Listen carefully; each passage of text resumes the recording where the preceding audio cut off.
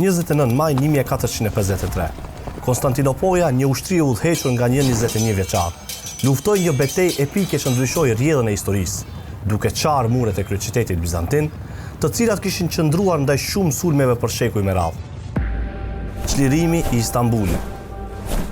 Sultan Mehmeti II, më vonë i njohur si Mehmet Çlirimtari, udhëhoqi 80.000 ushtarë osman dhe vuri në veprim më shumë se 100 anije për të rrethuar Konstantinopolën. Ushtria osmane përdorte topa gjigant, më i madhi prej tyre lëshonte predha që peshonin deri në 800 kg, duke hapur rrugën për të qarë muret e pathyeshme të qytetit. Në një veprim legjendar që do mbetet në histori, Mehmet Çlirimtari vendosi të tërheq anijet e tij në tokë drejt bririt të artë, duke anashkaluar zinxhire detar që mbronin qytetin.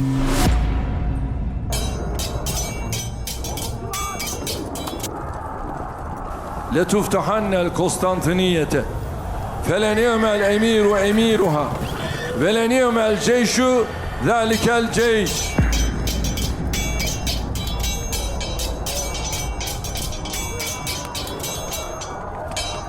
Pas 53 ditësh luftime të ashpra, çlirimi i madh përfundoi me hyrjen madhështore të sultanit përmes portës së Edirne Kapi. Sultani shkoi menjëherë në Hagia Sofia për ta kthyer atë në xhamin Hagia Sofia, duke bërë për vete jo vetëm qytetin, por edhe zemrat e njerëzve të tij. Ai rrëzoi një nga fortesat më të fuqishme të Evropës, duke nisur një epokë të re të civilizimit islam, duke dëshmuar kështu se historia nuk shkruhet nga ata që presin, por nga ata që guxojnë.